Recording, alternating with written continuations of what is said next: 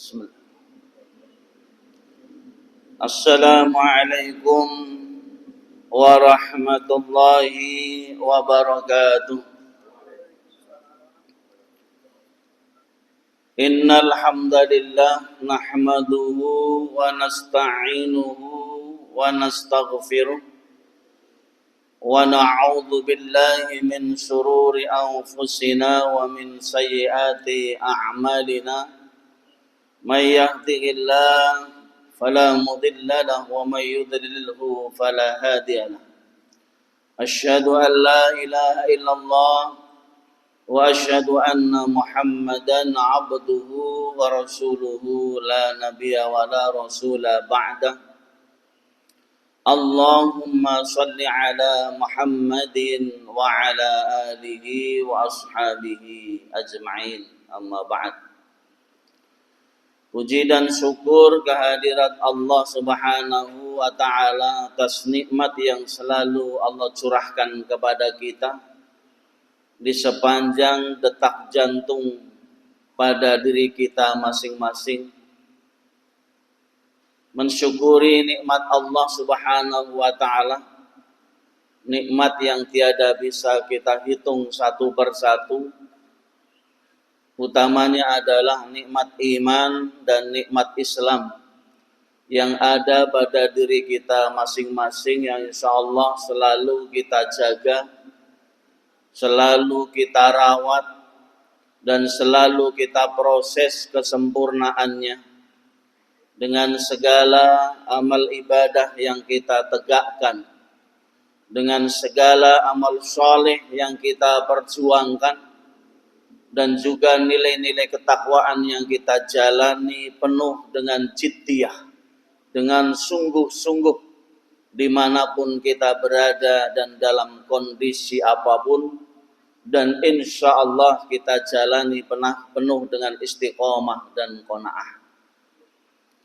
Salawat dan salam semoga tetap terlimpahkan pada suri tauladan kita Nabiullah Muhammad sallallahu alaihi wasallam, kepada keluarga, sahabat, serta kepada seluruh umatnya yang setia dan bertakwa hingga zaman ini berakhir. Wa insyaallah termasuk kita semuanya. Amin ya rabbal alamin. Masih dalam nuansa Syawal, kita ucapkan taqabbalallahu minna wa minkum kullu amin wa antum bi khair. Semoga segala amal ibadah kita yang kita jalani diterima oleh Allah Subhanahu wa ta'ala, dan semoga pula kita mendapatkan kebaikan-kebaikan di sepanjang tahun. Kebaikan-kebaikan akan kita dapatkan di sepanjang tahun ketika kita mampu dan berjuang mempertahankan nilai-nilai ketakwaan yang sudah kita peroleh selama Ramadan, dan menegakkan, menyempurnakan nilai-nilai iman dan Islam di sepanjang nafas kehidupan kita, dimanapun kita berada dan dalam kondisi apapun. Jamaah yang dirahmati Allah Subhanahu wa ta'ala, di dalam perjalanan Syawal menuju 11 bulan yang akan datang, memang perlu strategi supaya nilai-nilai ketakwaan yang sudah kita peroleh semakin sempurna. Walaupun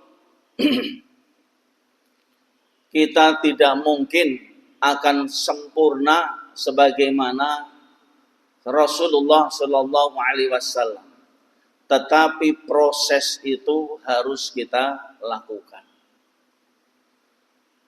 Teringat salah satu doa dari Rasulullah Shallallahu Alaihi Wasallam yang paling komprehensif untuk kebaikan dunia dan akhirat, yang insya Allah doa ini kita hafal, karena doa ini pendek.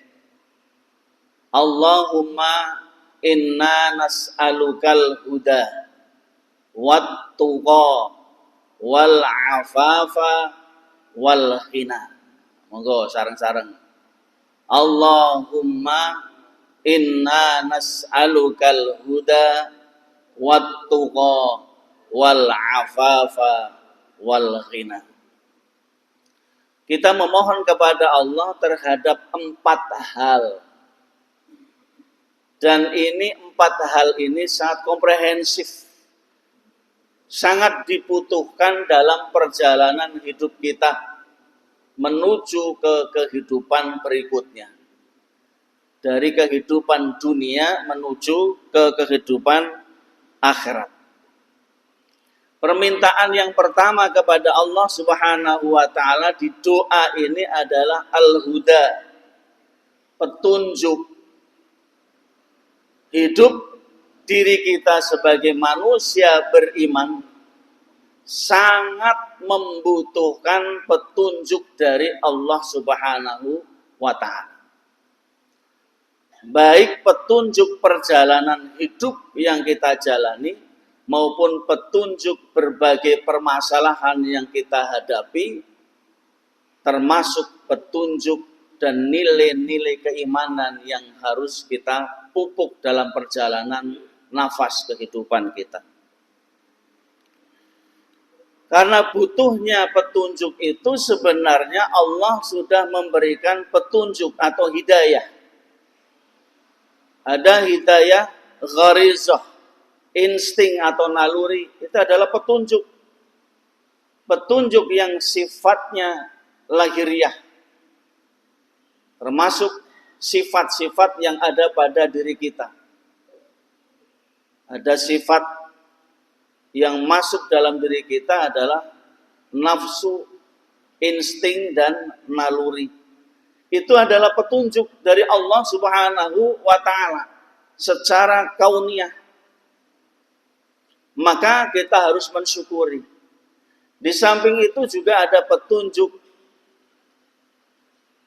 uqulul fikri, akal fikiran.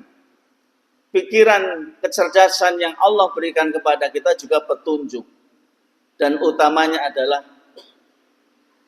petunjuk agama, hidayatud-din. Agama adalah petunjuk dari Allah Subhanahu wa ta'ala. Di samping itu dalam diri kita ada hawasul khamsi. Panca indera. Penglihatan, pendengaran, dan perasaan dalam hati kita. Itu adalah petunjuk dari Allah Subhanahu wa ta'ala. Di setiap sholat kita diwajibkan atau menjadi suatu rukun dalam ibadah sholat kita membaca suratul Fatihah. Ada kalimat ihdinas siratal mustaqim. Tunjukkanlah kami ke jalan yang lurus. Artinya apa? Bahwa diri kita senantiasa membutuhkan petunjuk dari Allah Subhanahu wa ta'ala. Petunjuk yang benar sesuai yang dikehendaki oleh Allah dan Rasul-Nya.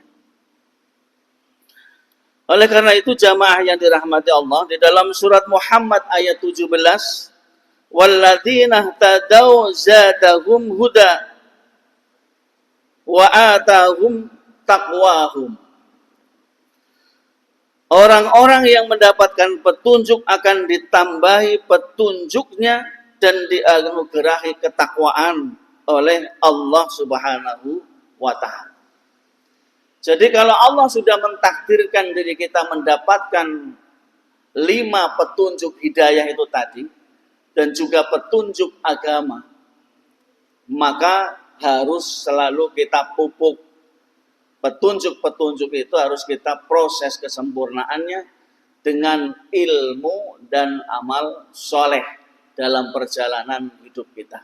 Dan itu harus diperjuangkan. Tidak hanya membayangkan saja masuk surga, tetapi prosesnya tidak kita lakukan. Kemudian yang kedua adalah at-tuqa, takwa kepada Allah Subhanahu wa ta'ala. Ramadan yang sudah kita lalui, salah satu perintah berpuasa di bulan Ramadan adalah la'allakum tattaqun, supaya kita masuk menjadi insan yang memperoleh nilai-nilai ketakwaan. mestinya sesuai dengan amal perbuatan kita masing-masing. Kalau kita menepati apa yang disampaikan oleh Rasulullah, man shoma Ramadan imanan wa ihtisaban ghufira lahu ma taqaddama min dzambihi, insyaallah kita akan sangat selektif untuk mengutamakan amalan-amalan utama di bulan Ramadan, dan kita berfastabiqul khairat di dalamnya, berlomba-lomba memperbanyak amal saleh di dalamnya.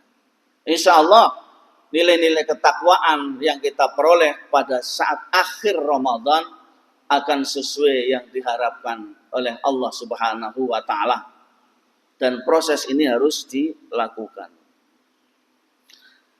Ya jelas sebagaimana yang disampaikan oleh Khalifah Ali bin Abi Thalib, indikator dari seorang mukmin dalam meraih nilai-nilai ketakwaan itu ada 4 secara garis besar.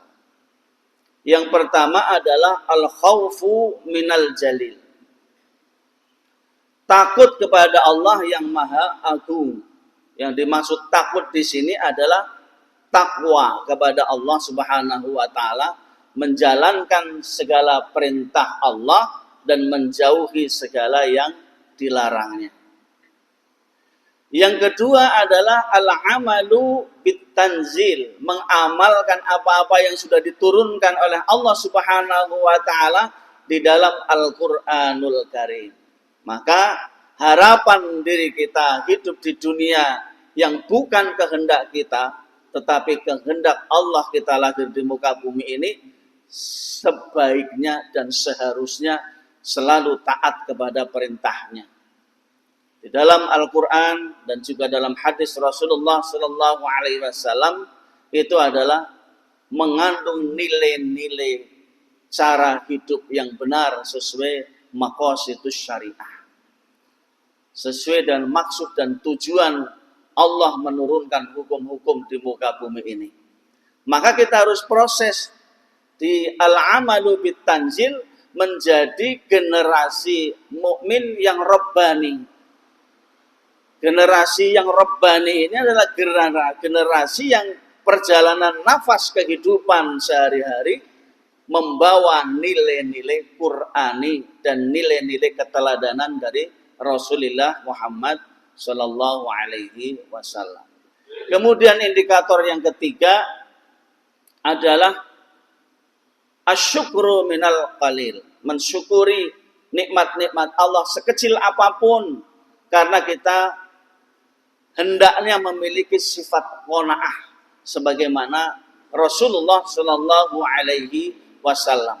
Sifat qanaah ini nerimo ing pandum, menerima apa yang sudah ditakdirkan oleh Allah Subhanahu wa Ta'ala dan tetap bertahan dalam iman dan Islam di sepanjang nafas kehidupan kita, di tengah-tengah dinamika kehidupan yang kita jalani. Karena petunjuk Allah dan Rasulnya sangat cetha, sangat jelas dalam Al-Quran. Sehingga kalau kita mau mempelajari petunjuknya, insya Allah akan mudah. Tafaqahu fiddin. Allah akan memberikan pemahaman terhadap agama yang kita yakini. Kemudian indikator yang ketiga, yang keempat ya, al-isti'dadu li yaumir rahil. Mempersiapkan bekal kehidupan kita, masa-masa pindah kita ke akhirat. Maka bekal yang paling utama adalah takwa. Petunjuk Allah dengan keimanan dan juga amal soleh yang harus kita jalani dalam kehidupan sehari-hari. Kemudian yang ketiga dalam doa tadi adalah al-afafa. Kalau kita lihat dalam beberapa tafsir, al-afafa itu adalah tidak meminta-minta. Al-afafa itu terhindar dari berbagai permasalahan yang tidak baik. Maka terhindar dari permasalahan yang tidak baik dan kita menuju menjadi insan yang terhormat. kehormatan kita terjaga. Itu al-afafa.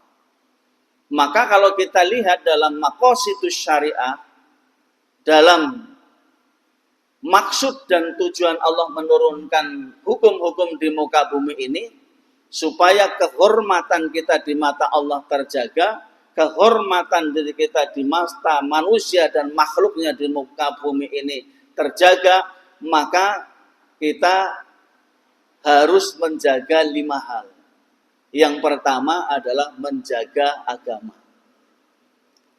Agama yang kita yakini ad-dinul Islam adalah ad-dinut tauhid. Agama yang mengesahkan kepada Allah Subhanahu wa taala. Bahkan agama yang kita yakini, kita pelajari dan kita amalkan, ngendikane Rasulullah sallallahu alaihi wasallam adalah ad-dinu nasihah. Agama adalah sebagai nasihat dalam perjalanan hidup kita. Maka nasihat untuk pribadi kita, nasihat untuk keluarga kita, nasihat dalam kita bermasyarakat, bahkan nasihat dalam berbangsa dan bernegara. Maka harus kita jaga agama ini.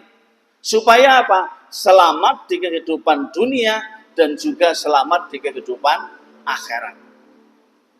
Kemudian yang kedua yang harus kita jaga adalah menjaga jiwa. Setiap manusia memiliki jiwa, menyatu dengan raga yang kita miliki. Salah satu jiwa yang harus kita jaga, kebersihannya, kesuciannya.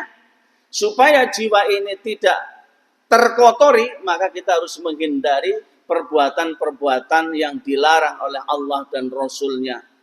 Baik perbuatan maksiat maupun perbuatan-perbuatan yang lainnya. Karena apa?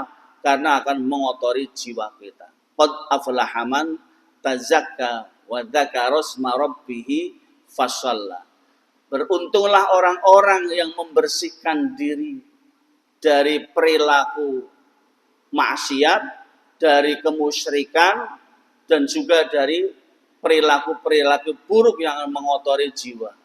Di antara yang bisa membersihkan jiwa kita adalah berzikir dan melaksanakan ibadah sholat, termasuk menunaikan zakat. Hal-hal yang bisa membersihkan. Kalimah-kalimah thayyibah dari mulai subhanallah walhamdulillah wala ilaha illallah wallahu akbar wala haula wala quwata illa billah, dan kalimah istighfar yang ba'da sholat 5 waktu kita ucapkan, itu adalah membersihkan.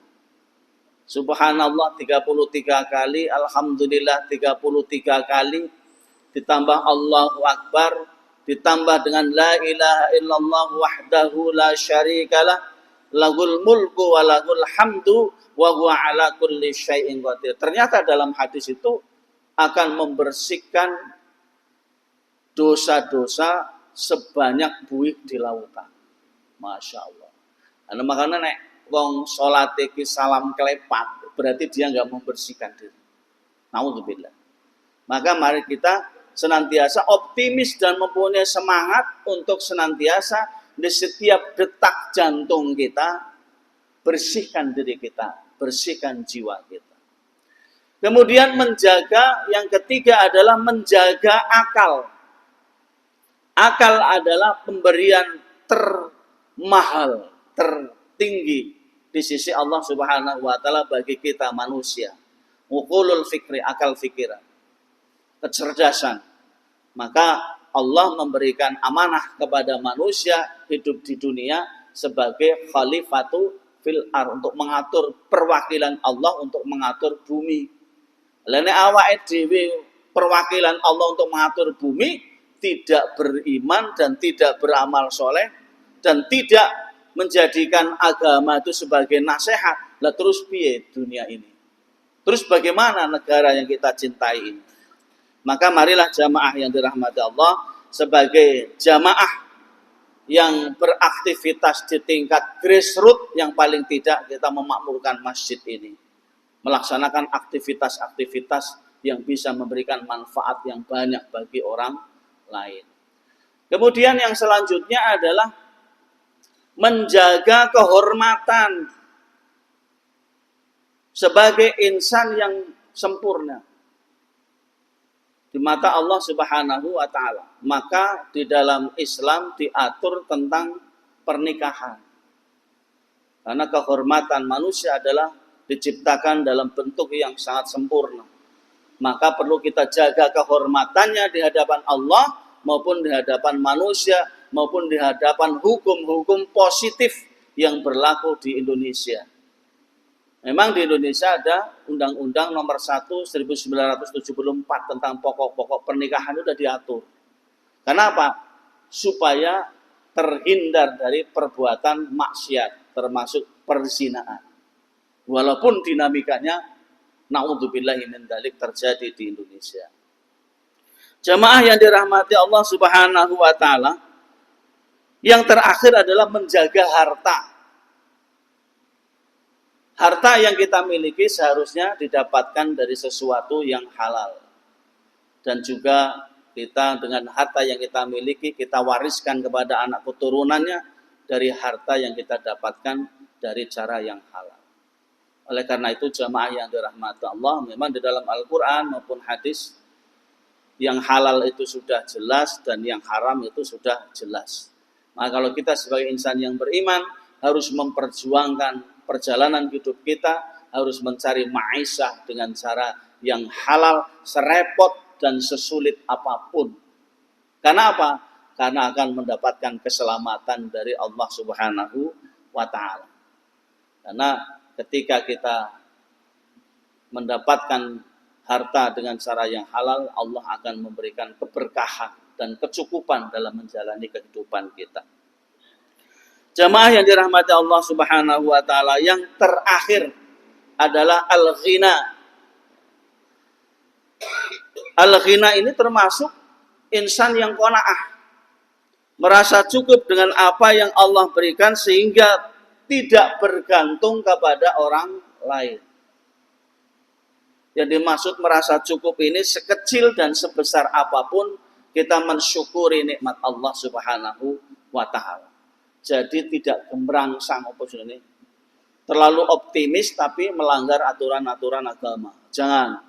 Kita menjadi insan yang sangat cukup atas pemberian dari Allah Subhanahu wa taala. Allah memberikan sedikit, kita syukuri menurut hitungan matematik kita. Hitungan matematik kita mungkin sedikit, tetapi hitungan keberkahan Allah itu akan berlipat ganda. La in syakartum la azidannakum. Ini jelas dalam ayat ini. Barang siapa yang bersyukur itu akan bertambah nikmatnya.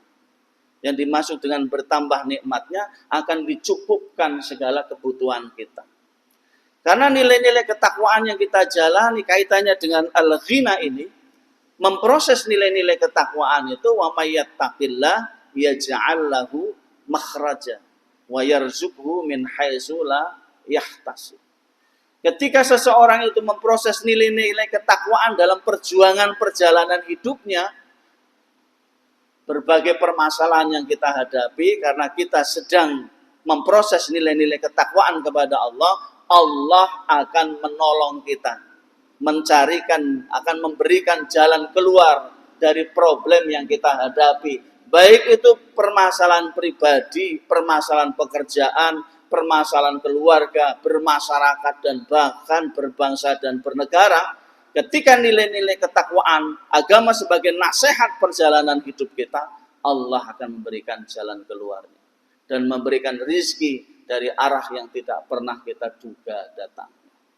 Insya Allah, kalau ini menjadi komitmen kita bersama, maka Nabiullah SAW menyampaikan yang namanya ghina bukanlah dengan banyaknya harta atau banyaknya kemewahan dunia. Namun yang namanya ghina adalah hati yang selalu merasa cukup. Hadis riwayat Bukhari dan Muslim. Hati yang merasa cukup.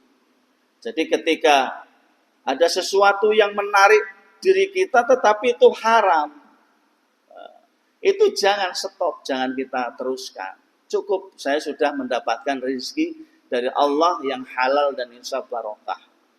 Insya Allah akan tercukupi segala kebutuhan kita. Maka doa ini juga Ada yang mengatakan zikir al-ghina. Karena Allahumma inni as'alukal huda wattuqa wal afafa wal ghina. Artinya kecukupan. Allah akan selalu mencukupi segala kebutuhan kita. Kita selalu optimis dan selalu berhusnudzon kepada Allah Subhanahu wa taala. Kalau kita sudah berada di jalan atau rel nilai-nilai ketakwaan, Allah pasti akan menolong kita. Enggak usah khawatir. La tahzan innallaha ma'ana. Enggak usah khawatir. Sepanjang diri kita selalu di jalan Allah, Allah akan memberikan jalan keluarnya, akan memberikan pemecahannya dalam menghadapi kehidupan serepot dan sesulit apapun.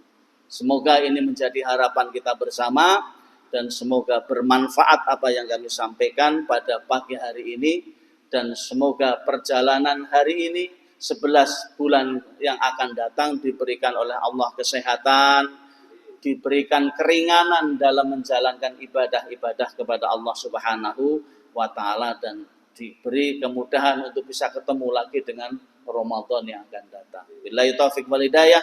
Wassalamualaikum warahmatullahi wabarakatuh.